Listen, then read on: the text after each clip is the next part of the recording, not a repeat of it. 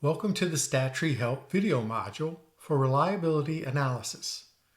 To test whether a set of scale items are internally consistent and thus reliable, the Cronbach's alpha item reliability test would be appropriate. You will need a set of scale items with the same scale and loadings to run this test.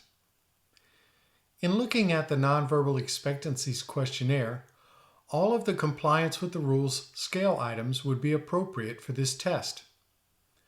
A separate analysis would be necessary for the importance of the rules scale items.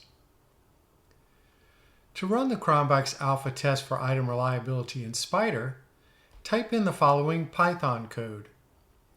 This code can be copied from the new browser window when you press the script button on the sending page from the StatTree Help module. If you've already saved your code, press on the File Open icon above the editor pane. Browse to the location of the Python script, then press Open.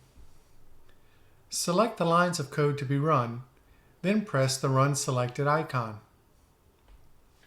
Python will generate an output in the console window. The first output to examine is the Cronbach's alpha score. Review to determine if the Cronbach's alpha score is above the reliability criterion, typically greater than 0.70.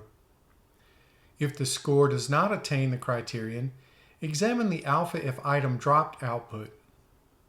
In this table, you may discover that eliminating a single item from your data may increase the reliability of the set of remaining items.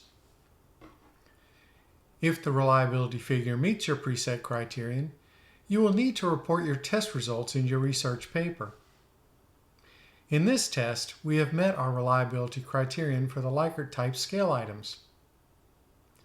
You would report the Cronbach's alpha reliability figure for the scale items being tested in the Methods or Results section of your research paper. If the reliability figure does not meet the criterion, you would be advised to make necessary changes to your survey before collecting data for the study. To see what this output looks like, along with a reporting example, press the Output button on the sending page from the StatTree Help module.